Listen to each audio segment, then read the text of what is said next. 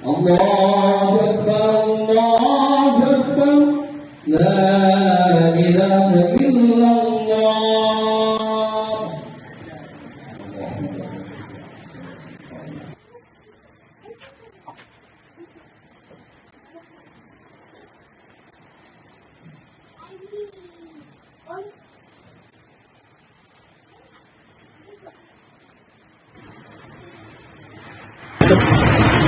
Alhamdulillah, nahmaduhu wa nasta'inuhu wa nastaghfiruh.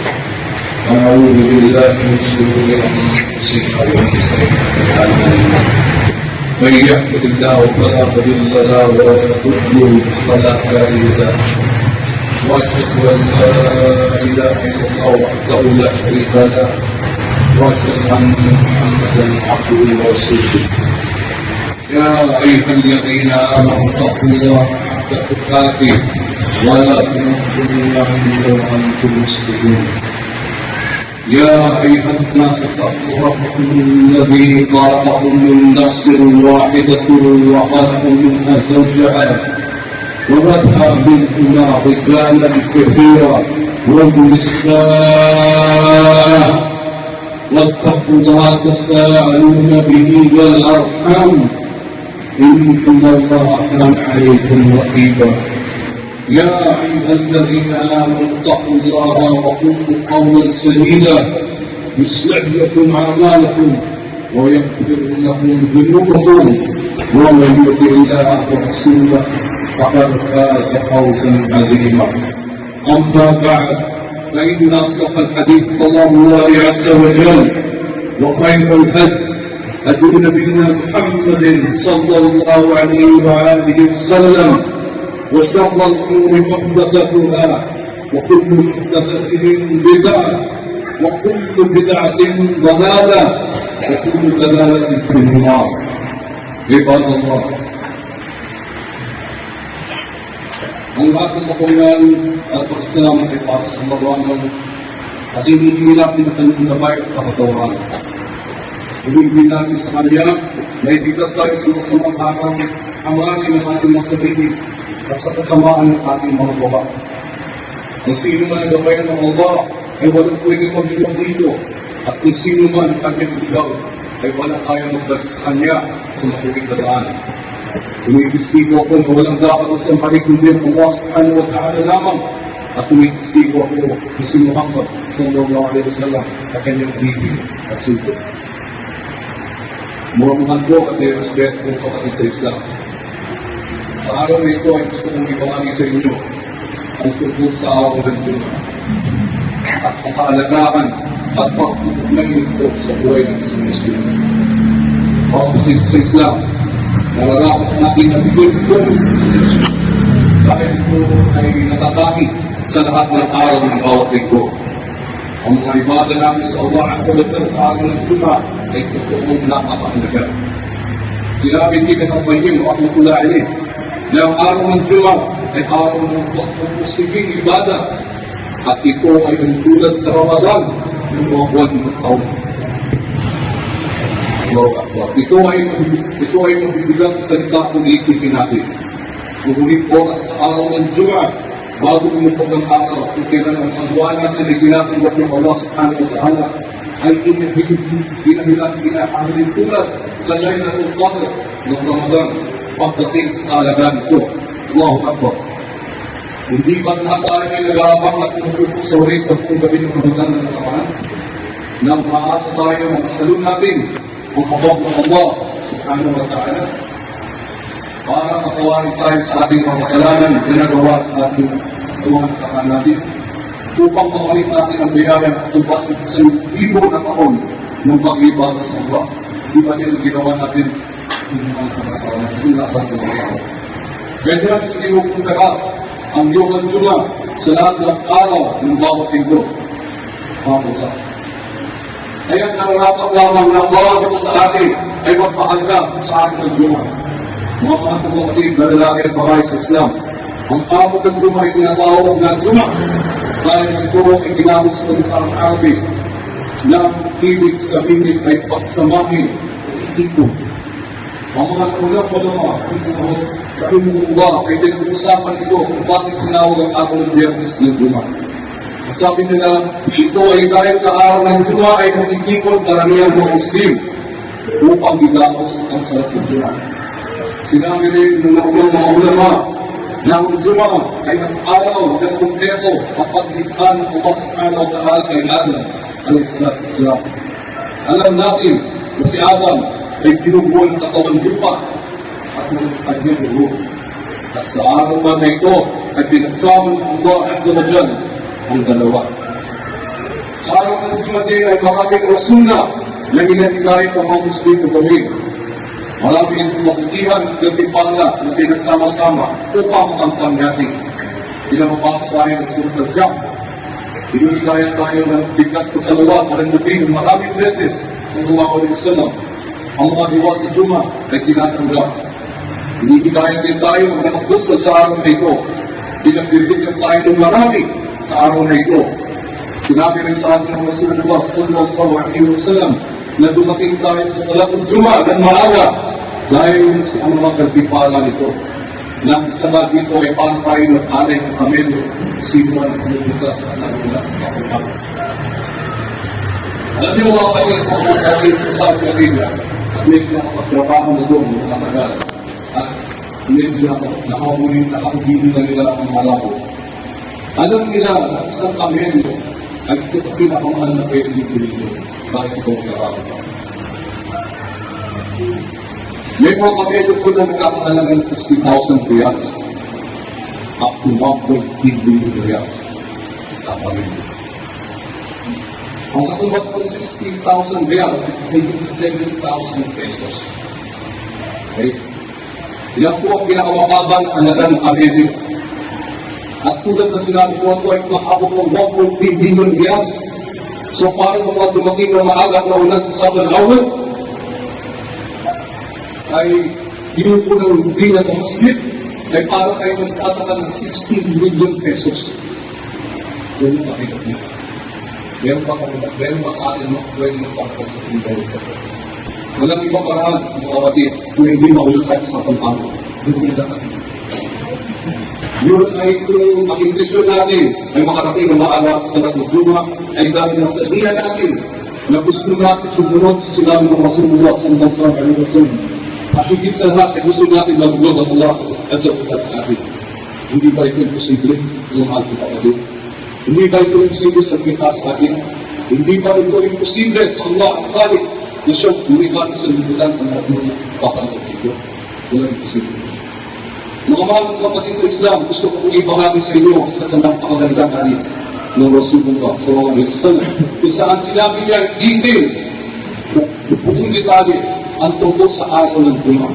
Ito ay isang halit na sabi na mayroong matibay ng Islam ni Abu Hurairah radhiyallahu anhu na kung saan sinabi ng Rasulullah sallallahu alaihi wasallam, khairul yawmin tala'at ash-shams yawm al-Jum'ah.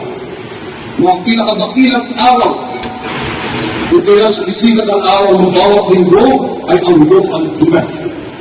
Ano ang ibig ito? Ito ay araw ng pag-asa, ito ay araw ng kabag, at ito ay araw ng ni'mah or blessings. Ang Nabi sallallahu alaihi wasallam mismo ang nagsasabi sa atin na ang Jum'ah ang ahsan na yom. Ito ang pinakamahalagang araw sa bawat linggo na dumadaan. Kaya dapat na kailangan na nabigyan natin ito mga kapatid. Huwag din natin siya rato na parang bang, uy, ganito gawin na. Bukas ay walang pasok. Makakadyan na natin ang mga pamilya natin at kaibigan. Hindi ko sinasabi na ito'y masama. Ngunit ito ay side enjoyment lamang. Mga kasiyahan na binigay sa atin ng Allah subhanahu wa ta'ala para sa masayang pagsasama ng isang. Ngunit, kailangan natin ang mas pahalaga ng araw ng Juma dahil ito ay nagtataglay na ibang ibadat na hindi natin makakamtan kung pakasa ng ibang araw. Ito ay nagtataglay ng malaki at napakaraming nagpipala. Kaya nga sinabi ng Nabi alayhi-salatu-wassalam na ang Juma ang pinakadakilang araw sa lahat ng araw sa isang linggo at kailan sumisikat ang araw. Sa kanyang pagpapatuloy, sinabi ng Rasulullah sallallahu alaihi wasallam, "Bihi yulika Adam." Ito ang araw na nilikha si Adam alayhi-salatu-wassalam. Pinili ng Allah Azza wa Jalla ang Juma upang umpisahan ang pagdami ng isang katawan na simulan ni Adam. Hindi pinili ang Yom al-Ahad. Hindi, kung makakayo mo kami sa Masaf, hindi, ang pinili niya ay Yom al-Juma. Sa susunod ay nagpatuloy ng Nabi a.s.w. Huwag bihi ubdid. Dito rin sa araw na ito ay pinabas ng Allah subhanahu wa ta'ala si Adam at Hawa sa paraiso. Huwag bihi ba'alay. At sa araw ng Juma, kung kailang pinulok ng Allah ang taon ng Adam dahil sa kasalanan niya na di pasunod sa Allah subhanahu wa ta'ala. At sinabi rin ng Nabi a.s.w. na sa Juma din, tinanggal ng Allah Azza wa Jalla ang ruh ni Adam. Huwag bihi ubid. Dito sa araw na ito, siya ay namatay. Huwag bihi bakong as-sara. Dito ay nabigyan mas nabigas mo na natin. Ay ganito ay sa araw ng Juma ay araw ng mangyayari ang Yom al-Qiyamah. Wow, wow.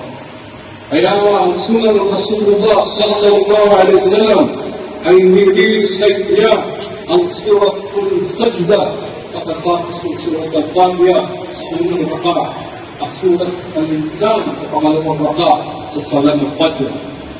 Alam niyo ba kung bakit? Dahil sa mga sura na ito ay inayot ng Allah al-Khaliq ang maraming detalye sa paglikha kay Adam at sa paglikha ng isang katauhan.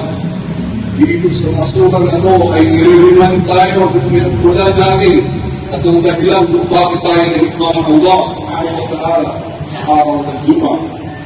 Sa dalawang sura na ito ay dinetalye rin ng Allah Azza wa Jalla ang araw ng Yom al-Qiyamah, ang Al-Jannah at ang Jahannam. Kaya marahil ito ang binabasa ng Nabi kasi wala pa lamang na bumaga sa Juma. Dapat tayo maging conscious at mapahala sa bawat araw ng Juma o kapatid. Tulad ng sinabi ng Rasulullah sallallahu alaihi wasallam, ang Yom al-Qiyamah ay mangyayari sa araw ng Juma. Allahu Akbar. At pagkatapos ay patuloy ulit siya sa kanyang isinalaysay na hadith na may nangyayari iba sa magmula ng pagdaos ng Salatul Fajr hanggang surok o pagsikat ng araw. Alam niyo ba kung ano ito? Pakinggan niyo ito ang mga kapatid. Sinabi ng Nabi sallallahu alaihi wasallam, "Ma 'ala al-fadli min da'atin illa wahida tusqit yawm al-jum'ah mustighatun." Sinabi niya na dahil ang Yom al-Qiyamah ay pangyayari sa araw ng Juma, wala isang gayo sa balat ng lupa na hindi nag-iisip pagkatapos ng Salatul Fajr at sila ay sa Diyos nakikiramdam. Mustighatun. Pinakikigad ng mahigit. Pinakikigad ng mabuti. Ano ang pinakikigad nila? Pinakikigad. Ila ang isipin nila ang Yom al-Qiyamah.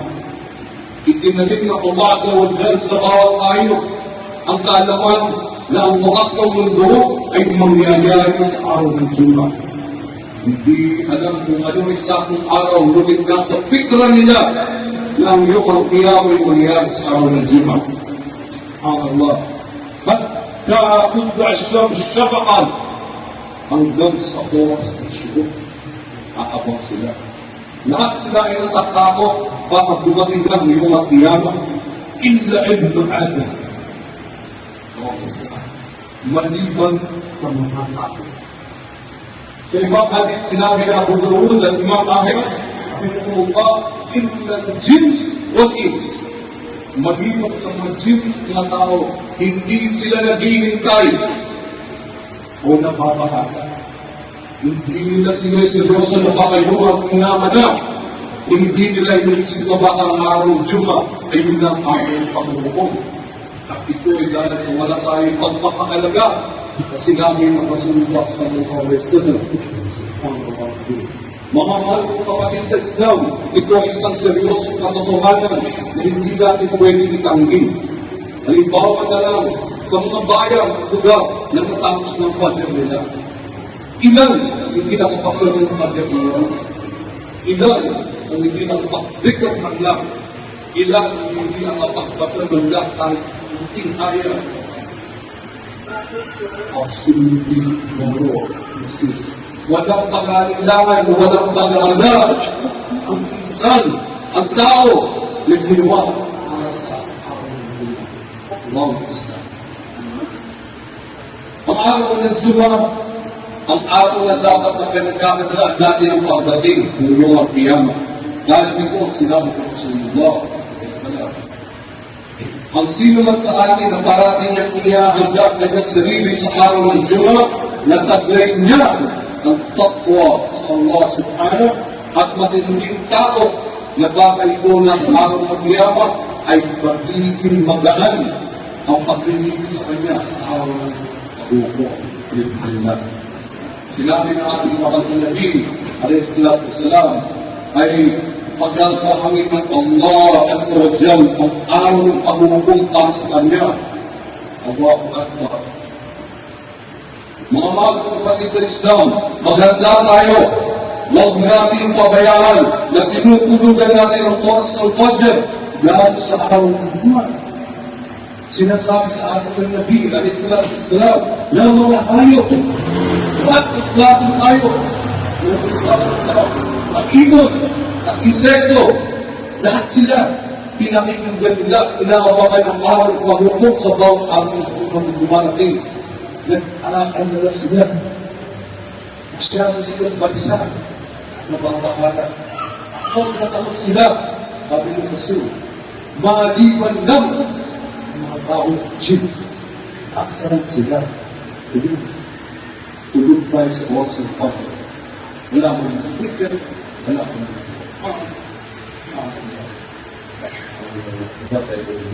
mga kapatid, kung napakinggan nyo ang khutbah ko, kung sabihin lang na kayo ay buhay pa. May pagkasa pa tayo na mag-reform sa ating pagpapabaya sa ating ng Juma. Ito isang krimen na may tutuloy natin sa ating sarili kung alam natin itong mga katotohanan na ito at patuloy pa rin tayo sa pagpapabaya. May pag-asa pa tayo na pumasok sa ating mga puso ang lahat ng kahalagahan ng araw ng Juma. Ipagting natin ito sa ating mga kapatid na wala dito. Ibinapangakit ko sa inyo dahil manunuwag pa sa araw ng Juma at tinutuloy natin ito na katulad ng isang dinamik araw. Mga brothers and sisters in Islam, ito ay isang krimen. Wallah al-Qadim, ito ay isang krimen na itutuloy natin laban sa ating sarili. Sa paghuli ay binigyan tayo ng magandang balita na Rasulullah patungkol sa araw ng Juma. Pakinggan niyo maligay ang ibabahagi ko sa inyo mga mga kapatid. Allah, ito ay dapat makarinig na lahat ng umat at Musliman. Nawa ito ay pataas ng ating iman. Amin. Hindi tayo maligay. وفي ساعة للساعة حديث عن مؤمن وهو في صلاة يسعى بقي شيء إلا عطاه إياه. Sa araw ng Juma ay mayroong oras na kung saan walang Muslim na maayos ang kanyang akida at siya ay nasa akto ng salat at siya ay maghihiling sa Allah na kahit na ano, kahit anong shay'an. Maliban lang na ibibigay ng Allah ang kanyang hinihiling. Allahu Akbar. Ito ay parang guaranteed na buwan kung tutusin sa araw ng Juma, mga brothers and sisters. Tinanong ni Ka'ab, isa sa mga sahaba ni Rasulullah SAW, tinanong niya si Abu Hurairah, radhiyallahu anhu. Sabi niya, lalaki kayo hindi ko sana.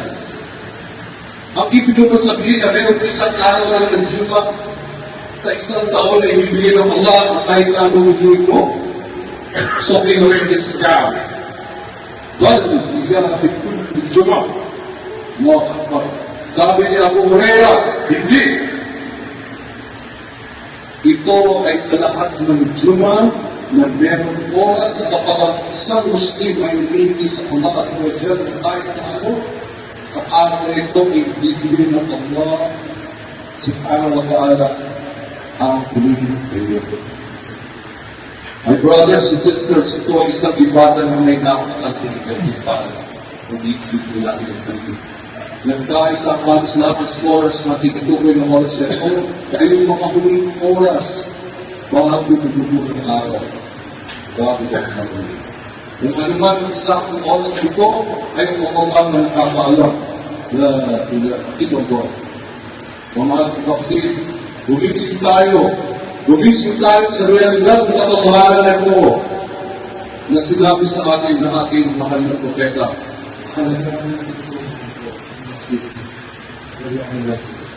قل قولي هذا واستغفر الله لي واستغفروه انه هو الغفور الرحيم.